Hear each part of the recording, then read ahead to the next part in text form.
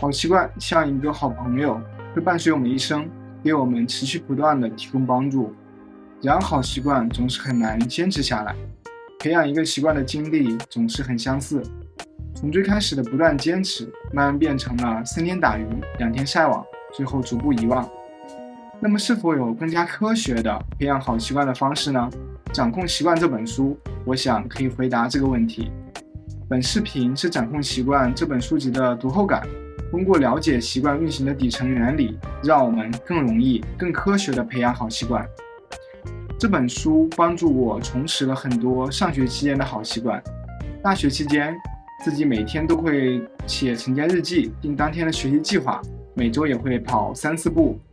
然而步入社会之后，在一家互联网公司工作了一段时间，逐步丢掉了上述的好习惯。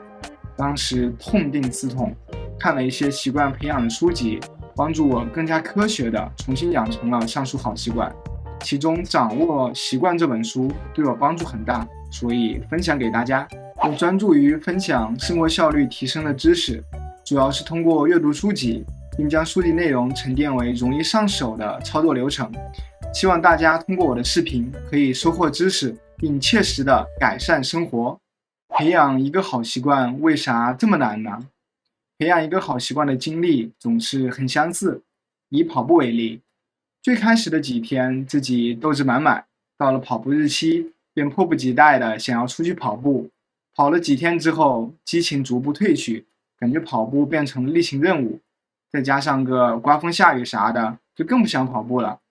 突然有一天，不知怎么的就错过了跑步日期，当然重新又跑回来了，但是不知道咋地，好像错过了1次跑步，后续错过的频率就越来越高。突然有段时间很忙，忙着忙着，有一天突然发现，天哪，自己好像有好几周都没有跑步了。是否你也有类似的习惯培养经历？的确，按照这样的方式来培养习惯，我们主要靠的是意志力。然而每次都充满斗志，的确是有点困难。因此，我们需要更加系统的培养好习惯，主要是通过了解习惯执行的4个步骤，让每个步骤都可以更加顺畅的完成，进而使得我们可以更加容易的培养好习惯。在具体介绍如何更加容易培养好习惯之前，我们先一起来看一下《掌控习惯》这本书对于习惯的定义。在特定场景下，我们自动进行的固定程序或者行为称之为习惯。这里有2个关键词，我们需要着重的看一下。第一个，特定场景。习惯的触发是有特定的触发时机的，例如压力大的时候，我们可能想要熬夜，这个压力大就是特定的场景。另外一个是固定的程序。压力大的时候，我们每个人都有不同的应对反应，但是一般来说，每个人的应对反应相对都会比较固定。例如我自己压力大的时候就喜欢熬夜看视频。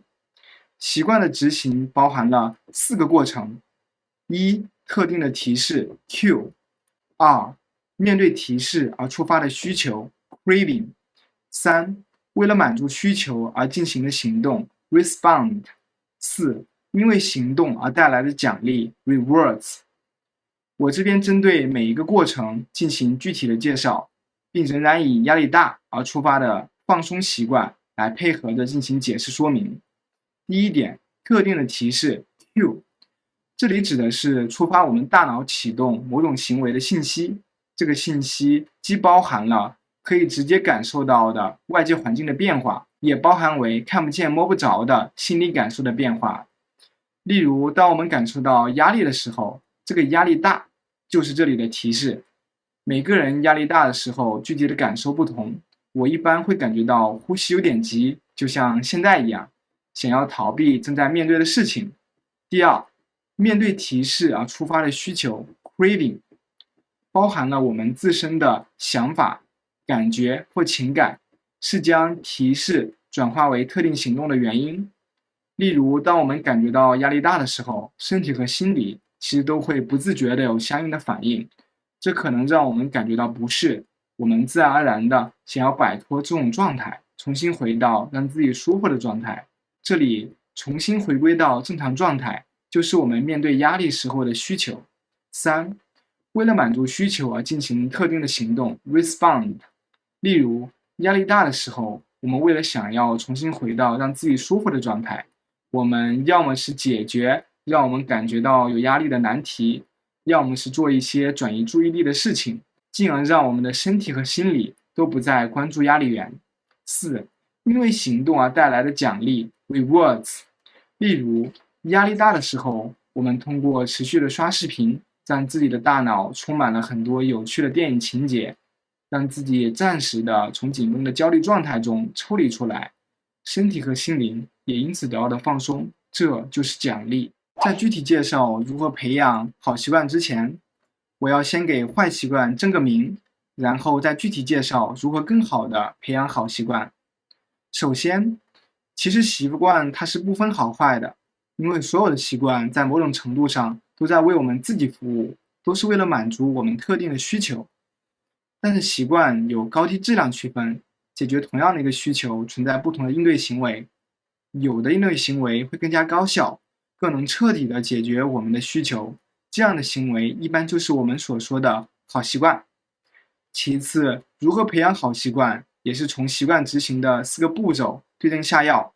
第一点，让提示显而易见。我们需要将想要培养的习惯和具体的场景进行绑定。例如，我将要在某个时间的某个地点做某件事。例如，我想要当自己感到呼吸急促，想要逃避问题的时候，选择去换上跑鞋，去户外跑步。2. 让想要培养的行为具有吸引力。这里有2个实操建议。第一个，喜好绑定。第二个，更加积极地看待自己要做的事情。喜好绑定具体指的是将想要培养的习惯和其他已经证明了可以产生快乐的行为产生联系。例如，我自己平常喜欢看电影解说来进行放松，那么如果我想要培养通过运动来应对压力的习惯，我可以奖励自己每次运动完之后可以看10分钟精彩的电影解说。第二点，更加积极地看待自己要做的事情，会提高我们做该事情的主动性和热情。例如，我需要明天早上去跑步，那么我其实可以换这样的角度来看待这个事情。我需要通过跑步来提高我的耐力，所以明天一起去跑步吧。第3，让行为更加简单操作，减少习惯执行时候的阻力。例如，我想要第二天早上锻炼身体，那么我需要提前1天晚上准备好锻炼的装备，并明确第二天几点起床，洗漱要花多长时间，然后几点出门。第4，让行为的结果使人开心。这里也同样有2点实操建议。第一个，好习惯我们也需要在短期内给予适时的奖励。第二点，记录习惯培养的进度或者日志。好习惯一般从长期来看会对我们很有好处，但在短期内可能并不会有特别明确的反馈。因此，我们也需要在短期内因为好习惯进行了坚持而给予自己奖励。奖励最好是让我们接近于自己的目标形象。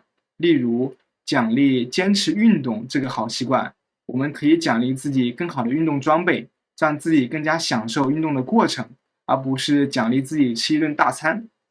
第二，每次好习惯坚持做了之后，我们可以通过打卡的形式进行记录，及时获得自我价值的认可。最后，习惯的培养有一个小小的心得也分享给大家。我们不要从一开始就想要培养一个好习惯，要先做起来，然后不断的标准化习惯，优化习惯，提高习惯的难度，最终养成好习惯。最后，我们一起来回顾下今天主要分享的内容。为了更加容易、更加科学的培养好习惯，我们主要分享了3个内容。第一，习惯指的是在特定场景下我们自动进行的固定程序或行为。2. 习惯的执行分为4个步骤：特定的提示，面对提示而触发的需求，为了满足需求而进行的行为，因为行动而带来的奖励。3. 如何更加科学、更加容易地培养好习惯。1. 让提示显而易见。2. 让想要培养的行为具有吸引力。3. 让行为简单操作。4. 让行为的结果使人开心。如果影片对你有所帮助的话，希望帮忙点个赞来鼓励我，我后面也会更加努力的提供更多关于提高生活效率的小知识。和好习惯类似，一个可以帮助我们提高日常工作效率的软件，也可以让我们享受到时间复利的效果。这里我推荐一个帮助我们进行软件快速切换的软件 Manical。如果你想要进一步了解的话，可以看我这个影片哦。